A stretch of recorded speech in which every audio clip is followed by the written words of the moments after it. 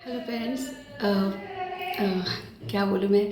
आप लोगों ने इतना प्यार दिया मेरे वीडियोस को और मेरे बच्चे को। इतना तो मैंने एक्सपेक्ट भी नहीं किया था कि आप लोगों को मेरी जर्नी से या फिर मैं जो भी करती हूँ अपने बच्चे के साथ उससे आपको इतना इंस्पिरेशन मिलेगा। मैं बहुत खुश हूँ और मुझे बहुत सच में बहुत मोटिवेशन मिल रहा है। तो मैं आज जहाँ पे पहुँची हूँ उसमें एक्चुअली कैसा है, एक दिन की मेहनत का नहीं है नतीजा ये।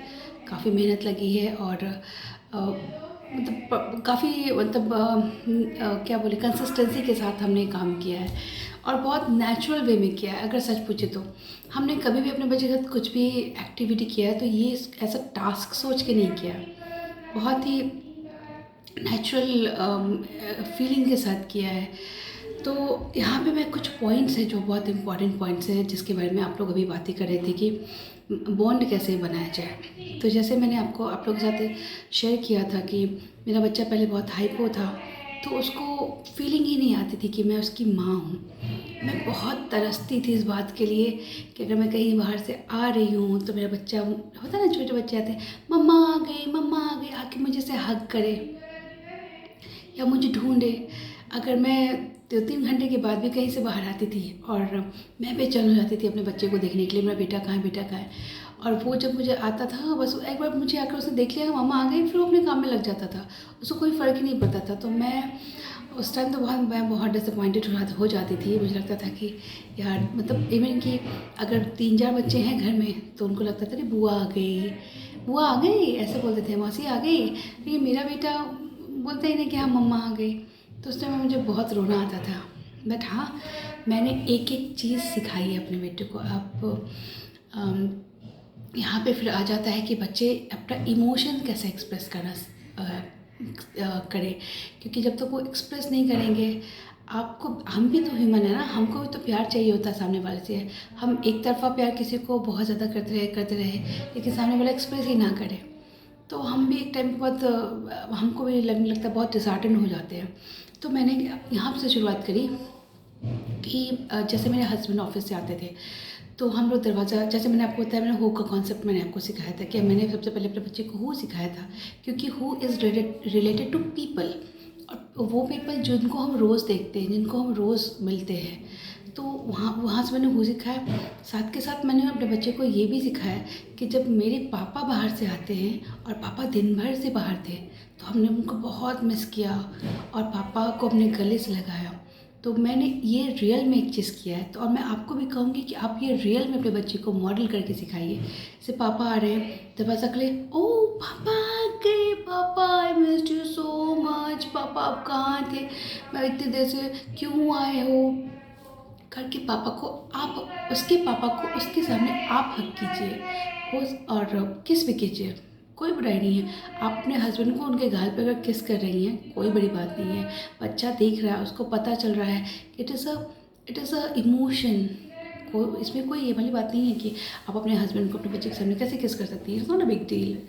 इससे बल्कि और अच्छा ये होगा कि आपके बच्चे के अंदर बचपन से ये भावना उनके मन में सेट होगी कि मम्मी पापा आपस में कितना प्यार करते हैं। क्योंकि एक चिक पे किस करना या फॉरहेड पे किस करना, it is a expression of love, bond. ठीक है। तो मैंने ये चीज़ किया, फिर मैं करती थी। अब बाबा की बारी, बाबा करी, बाबा ने भी मिस किया ना पापा को बहुत।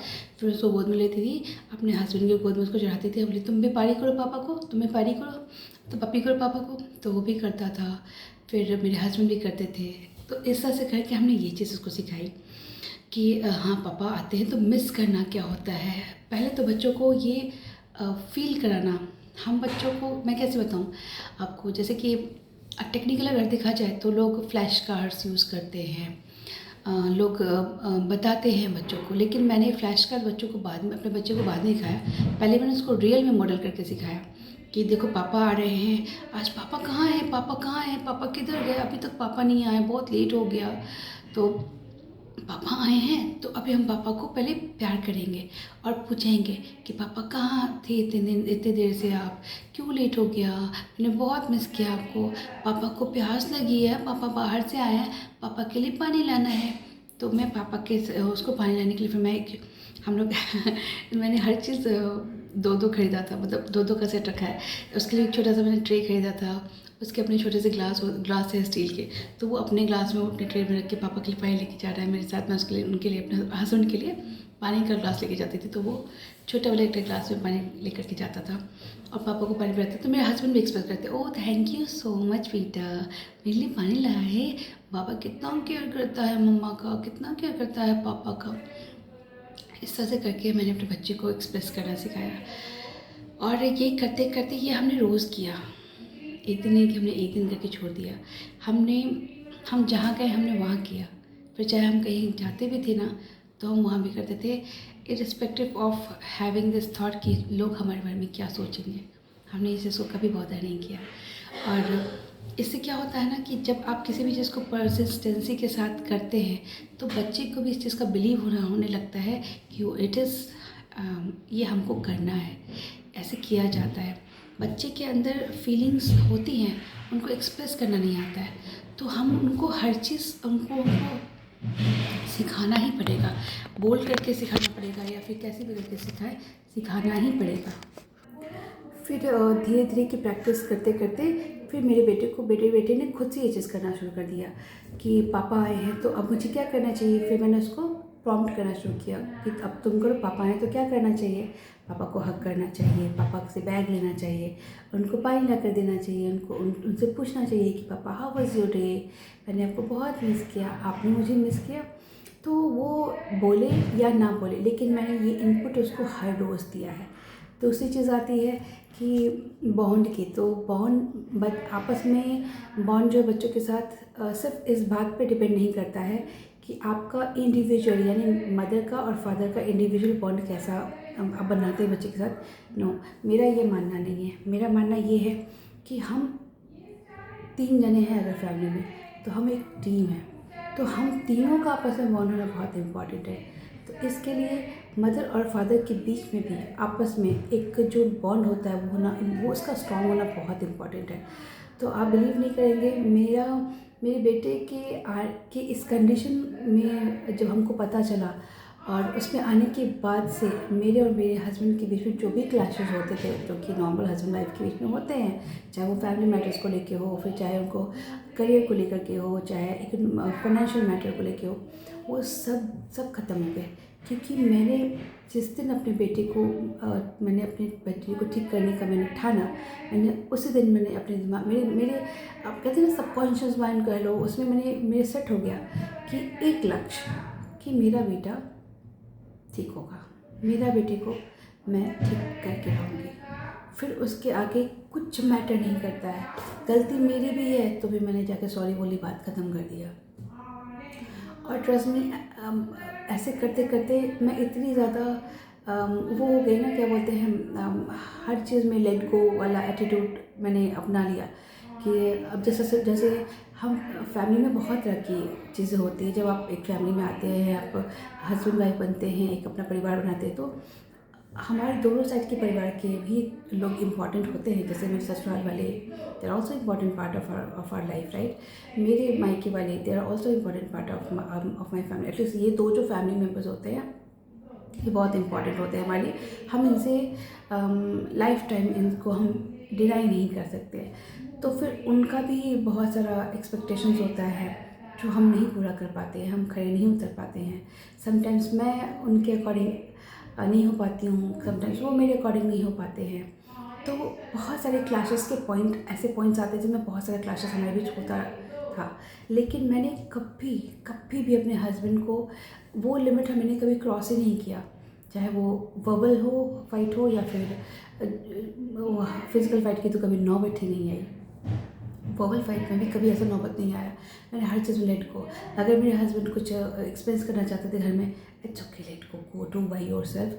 तुम खुद रिस्पॉन्सिबल, तुमको खुद पता है कि हमारे क्या खर्चे हैं, तुमको खुद पता है कि हमारी क्या रिस्पॉन्सिबिलिटीज़ है, हमारे क्या कंडीशन, क्या सिचुएशंस हैं। तो अगर तुमको लगता है तुम कर सकते हो, then it's okay, go ahead, do this, I won't stop you, मैं तुमको मना नहीं करूँगी। तुम खुद डिसीजन लेने के लिए कैपेबल हो। और सेम यही चीज़ मेरे हस्बैंड मेरे ऊपर अप्लाई करते थे। तो इससे एक और साइकोलॉजिकली एक हम लोग के ऊपर असर ये इस चीज़ का हुआ कि कि हम दोनों आदमी लेट गो एटीट्यूड में चले गए। क्योंकि कैसा होता है, दो लोग अगर झगड़ा कर रहे हैं तो एक अगर बिल्कुल साइलेंट होकर लेट गो मोड में चला जाता है ना, तो सामने वाले को फिर अल्टीमेटली आना ही पड़ता है। उसको भी लगता है कितना लड़ूँ मेरे से, कितना मैं उसको बोलूँ कुछ भी करने के लिए। तो ऐसे करते करते सबसे पहले तो हम लोगों ने अपने बच्चे के साथ बॉन्ड अच्छा करने के लिए आपस का बॉन्ड अच्छा किया। पहले भी था बट और स्ट्रॉन्ग किया। और ऐसे करते करते मेरे बेटे को भी इस चीज़ का रियलाइज़ होने लगा। रियलाइज़ तो नहीं कहना ठीक नहीं होगा। उसके अंदर ये चीज़ बचपन से, कहते हैं ना पौधे के अंदर पानी डालते जो जिस तरह का, जितना अच्छे तरीके से उसको आप पालोगे, हवा पानी उसको मिलेगा, उतना हेल्दी तरीके से वो ग्रो करेगा। तो मेरे हस्बैंड और मैं, हम एक दूसरे को बहुत रिस्पेक्टफुली हम बात करते हैं। हमारे बीच का आपस का बॉन्ड भी हमारे बच्चे के कॉन्फिडेंस बिल्डिंग में बहुत असर करता है। और ये बिल्ड करने के लिए हम कुछ एक्टिविटीज़ और एक्सपेरिमेंट्स भी किया करते थे। जैसे कि कभी हो गया कि मैं उनको बोलती थी तुम मुझे मारो, मैं देखती हूँ मेरा बेटा क्या रिएक्शन करता है। तो जब वो मुझे मारते थे तो चट से आवाज़ आती ना मारने की, तो मैं रोती थी, पापा ने मुझे मार दिया, पापा ने मुझे मार दिया। तो मेरा बेटा आता था दौड़ कर देखने के लिए, मम्मा पापा ने मम्मा को मारा। अब he used to hit his father. तो फिर मैंने सोचा चलो ठीक है अब तुम भी ट्राई करती हूँ। फिर मैंने उनको हल्का सा मारा और जो से चटकी आवाज़ हुई तो वो भी रोने लगे कि हाँ मम्मा ने मुझे मारा। तो मेरा बेटा ना आया अंदर से, और वो ना ऐसे थोड़ा सरप्राइज होकर देखने लगा कि मम्मा कैसे मार सकती है, मम्मा ने तो ऐसा कभी किसी को नहीं मारा। तो वो थोड़ी देर के कन्फ्यूज़ था। तो उसके पापा ने बोला कि मम्मा ने मुझे मारा है तो मम्मा को कुछ नहीं करोगे। तो उसको ट्रस्ट दिलाने के लिए कि हाँ मैंने सच में पापा को, मैंने उनके सामने उसको फिर उनको हल्का सा से किया। तो उसको गुस्सा आया तो फिर उसने मुझे मारा। तो वो प्रोटेक्टिव है हम दोनों के लिए भी। तो ये चीज़ यहाँ से आया है कि हम दोनों आपस में कितने प्रोटेक्टिव हैं एक दूसरे के लिए, कितने केयरिंग हैं एक दूसरे के लिए। मेरी एक बात हमेशा याद रखिएगा, बच्चे वो नहीं सीखते हैं जो हम उनको सिखाते हैं, बच्चे वो सीखते हैं जो अपने माँ बाप को करते हुए देखते हैं। तो चाहे वो कोई भी स्किल हो, जो कहते हैं संस्कार की जिसकी हम बात करते हैं, तो संस्कार बच्चे घर के माहौल से ही सीखते हैं। और ये बिल्कुल सही है, सही बात है। तो इस तरह से करके हमने और बहुत कुछ सिखाया। जैसे मुझे कभी कभी मैंने एक वीडियो आप लोगों के साथ शेयर भी किया है जिसमें कि मेरे पैर में मैं बोल रही हूँ मेरे पैर में बहुत दर्द हो रहा है। तो वो आ रहा है मुझे मेरा पैर ऐसा दबाने का, ये करने के लिए। फिर मैंने कि मुझे पेन हो रहा है तो आपको कैसे करना चाहिए, वो करवाने के लिए फिर उसके पीछे मुझे मेरी बहुत मेहनत लगी है। क्योंकि उसको पता ही नहीं होता था कि मम्मा को दर्द हो रहा है। तो मैंने उसे पैर दबाया कि देखो मुझे पेन हो रहा है तो क्या करना चाहिए, पैर दबाना चाहिए आपको मम्मा का। फिर उसको होता था तो मैं भी सिखा देती, देखो आपके पैर में दर्द हो रहा है ना मम्मा, आपको पैर दबाइए ना, मम्मा के भी पैर में दर्द होता है तो आपको दबाना चाहिए। ऐसे करके उसको प्रिटेंड करते करते, प्रिटेंड प्ले कर कहिए या फिर उसको मॉडल करते करते हमने उसको ये सारी चीज़ें सिखाई। एक बात मैं और आप लोगों के साथ, एक पॉइंट बहुत इम्पॉर्टेंट है जो मैं आप लोगों को के साथ शेयर करना चाहती हूँ। मुझे लगता है कि ये चाहे न्यूरोटिपिकल बच्चे हों या फिर न्यूरो डाइवर्स बच्चों के पेरेंट्स हो, उनको ये बात ज़रूर फॉलो करनी चाहिए कि अगर कुछ भी ऐसा मैटर होता है तो हमें उस पॉइंट पे हस्बैंड और वाइफ दोनों को मिलकर के सेम कंसेंट पे रहना चाहिए।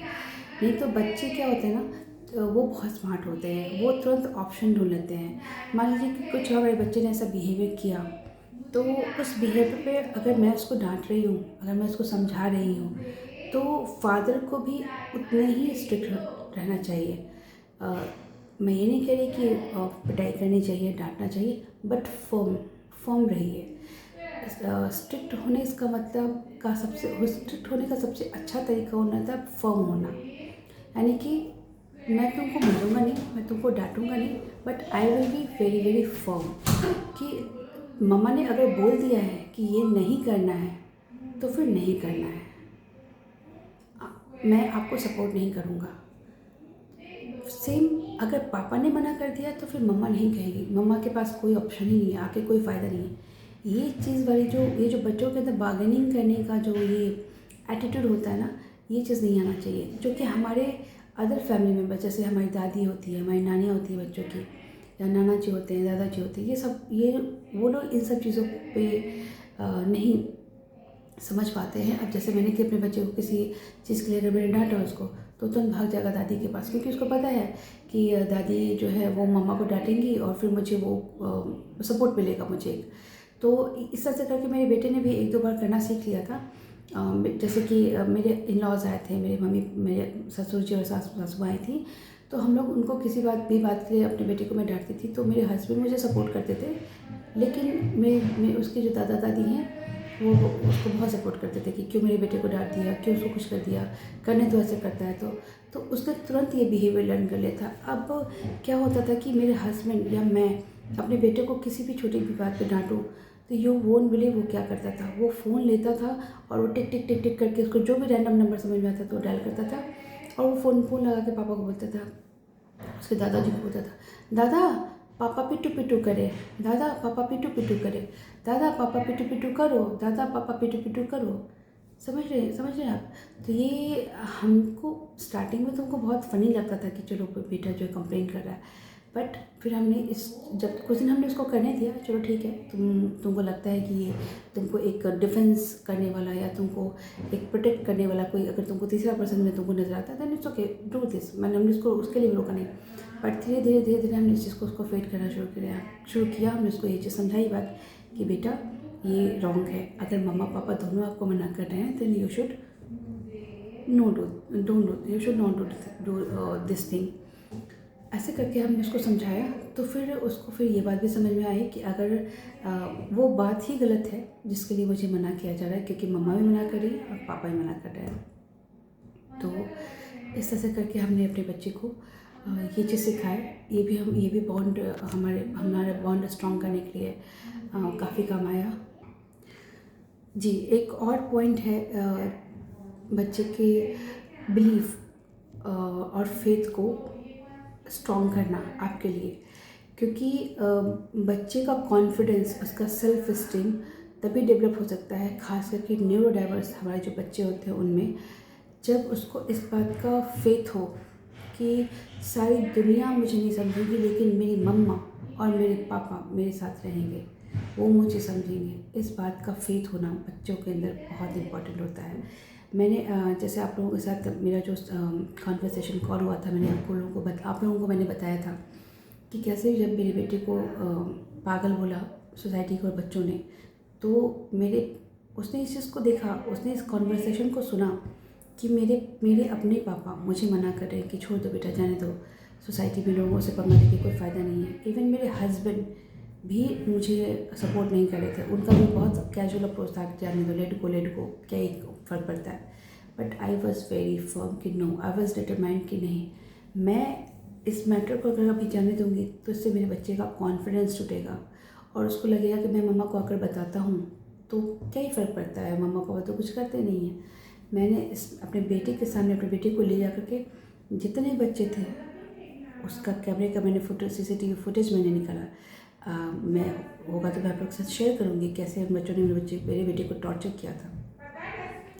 और मैं हर एक बच्चे के घर जाकर के उनके पेरेंट्स से मैंने बात की विद प्रूफ, और जाकर के मैंने उनको बताया कि देखिए आपके बच्चे ऐसे कर रहे हैं। मैंने वॉचमैन को भी बहुत डांट लगाई थी, और उस वॉचमैन को मेरे सोसाइटी से फिर निकाल भी दिया गया, क्योंकि अगर मैं इस मैटर को उस समय लाइटली ले लेती तो शायद जो कॉन्फिडेंस उसके अंदर आज मेरे प्रति है, जो कॉन्फिडेंस से बोलता है कि हाँ मैं मम्मा से ज़्यादा प्यार करता हूँ और मम्मा मुझे ज़्यादा प्यार करती है, ये शायद उसके अंदर नहीं बन पाता। वो फिर आर्टिफिशियल होता है कि बस वो मैं पूछ रही हूँ तो रिपीट कर रहा है, टॉक बैक कर रहा है। लेकिन अभी जो ये कॉन्फिडेंस से वो बोलता है, जब उसके पापा ही पूछते हैं सच पापा मम्मा से करते हो या पापा से करते हो, तो बोलता है मम्मा से करता हूँ। फिर मैं भी पूछती हूँ अच्छा मम्मा से करते हो पापा से करते हो, तो बोलता है जी मम्मा से करता हूँ। तो ये जो कॉन्फिडेंस मैंने बिल्ड किया अपने बच्चे के लिए, वो उसके साथ खड़े रहने से, हर सिचुएशन में अपने बच्चे के साथ खड़े रहिए, अपने बच्चे को बिलीफ दिलाइए, even if no matter what, कुछ भी हो जाए बच्चा, मैं तुम्हारे साथ हूँ। और यहाँ एक और बात मैं आपको बताना चाहूँगी जो प्रैक्टिकली मैंने मेरे बच्चे के साथ किया है। अभी रिसेंटली क्या हुआ, मेरे बच्चे का सेकेंड टर्म का एग्ज़ाम ख़त्म हुआ था फरवरी में। वो ही सिक्योर्ड ओनली 46% मार्क्स। मेरे हस्बैंड ऐसे सर पीट रहे थे, अरे यार क्या पता नहीं पास भी करेगा कि नहीं फाइनल्स में। But I was very happy. अरे मेरी बेटी ने 46% सिक्योर किया है अपने बलबूते पे। तो मैंने अपने बच्चे को इनकरेज किया कि नहीं बेटा, आपने बहुत अच्छा किया है। लास्ट टाइम आपके 2% कम आए थे, इस बार 2% आपने ज़्यादा लाए, बहुत अच्छा किया, हम और मेहनत करेंगे, हम और करेंगे। तो जो पॉजिटिवनेस मैं उसके अंदर भरती हूँ, जो स्टैंड बाई मैं उसके साथ हमेशा मैं जो उसके मेरे साथ मैं हमेशा रहती हूँ कि अगर कोई मुझे चिढ़ाएगा, मुझे कोई डांटेगा या कोई मुझे बोलेगा कि नहीं कितने कम मार्क्स लाए हो, लेकिन मेरी मम्मा तो है ना मेरे साथ में, उसको बहुत फ़क्र है मुझ पर। तो अपने बच्चे पे प्राउड करना सीखिए, अपने बच्चे को दिल से एक्सेप्ट कीजिए कि तुम चाहे जो हो, तुम मेरे हो, तुम चाहे जैसे भी हो, तुम मेरे हो। ये विश्वास अपने बच्चे के अंदर आपको लाना पड़ेगा। मैं जब भी ऑफिस से लौटती हूँ तो अभी आजकल मेरा बेटा, उसकी गर्मी की छुट्टी चल रही है, और पहले भी जैसे मैंने आप लोगों को बताया कि मेरा बेटा हाफ डे ही स्कूल जाता है। तो obvious सी बात है, डे केयर और जब वो स्कूल से आता है और डे केयर जाता है, उसके बीच में 2-3 घंटे वो अपने नाना जी के साथ रहता है। तो ये नाना जी के साथ तो सबको पता है बच्चा कितना बदमाशी करता है, कितना क्या ज़ुल रहता है। तो मैं जब भी जैसे ही मैं ऑफिस से लौटती थी, मेरे पापा उसकी गलतियों का, उसके शिकायतों का पिटारा लेके शुरू हो जाते थे। आज ओजस बाबा ने ये किया, मुझे बहुत तंग किया, मेरी बात नहीं माना, मुझसे ऐसे किया, मैंने बोला पढ़ाई करो तो नहीं किया, मुझसे अब बहस करने लगा है, मुझे नहीं, मेरा बात नहीं मानता है। और वो डरा सहमा सा मुझे ऐसा दिखता है कि मम्मा का क्या रिएक्शन होगा। तो मैं उस बात को, मैं पापा की बात को इग्नोर कर देती हूँ और मैं बोलती, तो फिर मैं उसको पूछती हूँ, हाँ बेटा ये क्या था आपने, आप नाना जी को तंग करते हो? नहीं मैं नहीं, मैं आई डोंट बिलीव कि मेरा बच्चा नाना जी को तंग करता है, ऐसा नहीं तो हो ही नहीं सकता है। अरे मैं मस्ती कर रहा हूँ ना, बोलो नाना जी को। तो मैं उसे बुलवाती हूँ कि बेटा बोलो, नाना जी मैं तो मस्ती कर रहा था ना, मैं बड़ा हो गया हूँ ना, मैं तो मजाक कर रहा था। तो ये भी मैंने अपने बच्चे को बोलना सिखाया, और इस बात को मैं बस यूँ ही मतलब मजाक में ले लेती हूँ। फिर जब मैं उसके साथ अकेले में बैठती हूँ तो फिर मैं उससे पूछती हूँ कि बेटा आपने नाना जी के साथ क्या क्या किया, क्यों किया, आपको ऐसा नहीं करना चाहिए था ना। तो ये भी एक बहुत बड़ा रीज़न रहा है मेरा और मेरे बेटे के बीच में, जो बॉन्ड जो होता है वो बनने का, कि मैंने कभी उसको पब्लिकली नहीं डांटा। पब्लिकली मीन्स कभी अदर लोगों को तो छोड़ दीजिए, जो थर्ड पर्सन के सामने तो छोड़ दीजिए, मैंने कभी उसके पापा के सामने भी मैंने उसको कभी नहीं डांटा। उसके ना डांटा तो है, लेकिन उसके पापा ने अगर कभी उसकी कंप्लेन मुझसे करी हो तो उस समय मैंने उस पर कोई रिएक्शन नहीं दिया है। क्योंकि फिर क्या होता है ना, बच्चे, उनका फेथ होता है आपके ऊपर कि मेरी मम्मी का जो है ना, that will be the final verdict, कि मम्मी क्या बोलेगी, जो मम्मी बोलेगी वही फिर होगा। तो ऐसे में बच्चे अंदर से डरे समय रहते हैं। तो अगर किसी ने मुझसे कंप्लेन करी मेरे बेटे की और मैंने भी वहीं पर उसको डांटना शुरू कर दिया, उस पर एक्शन ले लिया, तो फिर पता है क्या होगा, फिर मेरा बेटा, अभी तो वो छोटा है, मेरे कंट्रोल में है, तो डर जाएगा, सहम जाएगा, और मेरी बात को मतलब चाहे जैसे भी हो, उसकी जो भी हो, फीलिंग्स हो, इमोशंस हो, वो दब जाएंगे। लेकिन वो जब बड़ा होगा ना, तो मुझे कभी माफ़ नहीं करेगा। क्योंकि बच्चों के मन में ना एक बात बैठ जाती है कि मम्मा मुझ पर ट्रस्ट नहीं करती है, मम्मा को लगता है कि वो जो बोल रहे हैं वही सही है, मैं बता नहीं पा रहा हूँ, मेरी बात तो मेरी मम्मा ने सुनी ही नहीं कि मैंने ऐसा क्यों किया। क्योंकि हर एक बिहेवियर के पीछे कुछ ना कुछ रीज़न होता है। तो वो तो मम्मा ने जाना ही नहीं, सीधे नाना जी की बात सुन के मुझे डांट दिया, सीधे पापा का शिकायत सुन के मम्मा ने मुझे डांट लगा दिया, मुझे मना कर दिया। तो always talk to your child, always, चाहे आपका बच्चा बता पाता है, चाहे वो नहीं बता पाता है। अगर वो नहीं बता पाता है तो भी मैं आपको उपाय बताती हूँ। जैसे कि मान लीजिए जब मेरा बेटा कुछ नहीं बता पाता था, जब वो नॉन वर्बल था, तो मैं पहले, जब वो आता था और लोग उसके कंप्लेन मुझसे करते थे, तो मैं पहले उसके पीछे का एंटीसीडेंट्स, जो उसको कहते हैं एबीसी जो होता है, उस समय तो मुझे पता भी नहीं था कि एबीसी क्या होता है, बट मैं पहले उसके पहले का रीज़न जानती थी। मैं पहले जा कर के पता करती थी कि उसने ऐसा क्यों किया, क्या हुआ। और जब मुझे पता चल जाता था, पूरा सिनारियो मुझे पता चल गया कि अच्छा ये हुआ था, उसके बाद ये हुआ था, तब मेरे बेटे ने ऐसे किया। तो फिर मैं उस समय मैं फिर भी अपने बच्चे से नॉर्मली बात करती थी। फिर जब मैं अकेले में बैठती थी तो मैं उसको बोलती थी, अच्छा बाबा ने आज ये किया, अच्छा उसकी वजह से बाबा ने ये किया, अच्छा नहीं फिर तो बाबा ने ठीक किया, लेकिन थोड़ा ऐसे करना चाहिए था। तो ऐसे करते ना तो नानू को गुस्सा नहीं आता, तो नानी को गुस्सा नहीं आता, है है ना बेटा। तो अगर वो वल्नरेबल है फिर भी ही विल अंडरस्टैंड। उसको इतना तो समझ में आएगा ना कि मम्मा गुस्सा नहीं हो रही है, उसको इतना समझ में आया कि मम्मा मुझ पर ट्रस्ट कर रही है, मम्मा ने मुझे मेरे बारे में भी जानने की कोशिश करी कि क्या हुआ था।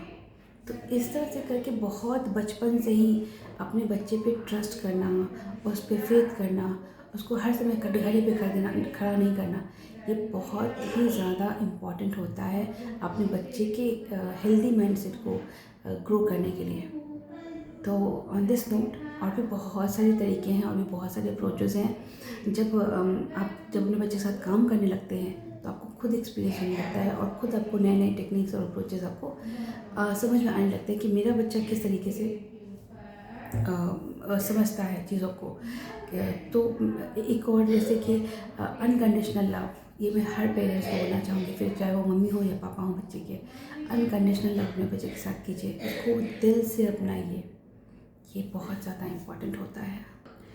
यही टेक्निक और यही अप्रोचेस के मैंने लिया अपने बच्चे के साथ और लेती हूँ अभी भी, जिसका नतीजा ये है कि मैं अभी अब क्या बताऊँ, मेरा बेटा इतना ज़्यादा सॉफ्ट हार्टेड है ना कि अभी मुझे उसको आँख दिखाने की भी ज़रूरत नहीं पड़ती है। वो उसने कुछ गलती करी ना तो उसको खुद एहसास होता है कि मैंने गलती की है, तो मम्मा नाराज़ होंगी, तो वो पहले से ही रेडी रहता है कि अब मम्मा नाराज़ हो जाएंगी।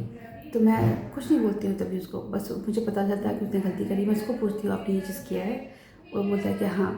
उसके बाद मैं उसको कुछ बोलती नहीं, बस 5 मिनट के लिए मैं उसको शांति से बैठ जाती हूँ।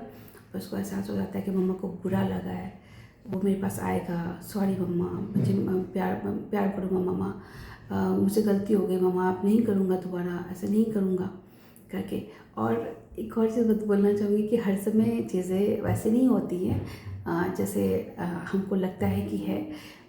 जैसे कि मेरा बेटा है, वो थोड़ा अब जैसे 11 साल का हुआ है वो, तो उसके अंदर थोड़ा सा ज़िद्दीपना भी आ गया है।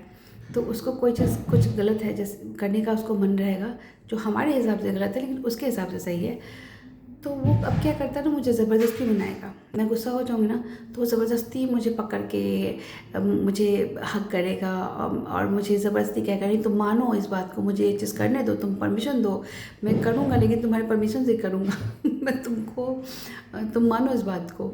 तो फिर वैसे कंडीशन में फिर मैं माँ हूँ, क्या करूँ, मानना पड़ता है। कभी कभी उसको गलत करने के लिए छोड़ना पड़ता है कि जा ठीक है तुम करो। तो लेकिन हाँ, प्रोटेक्शन के लिए, बच्चे के लिए तो उसके पीछे तो मुझे खड़ा रहना ही पड़ेगा।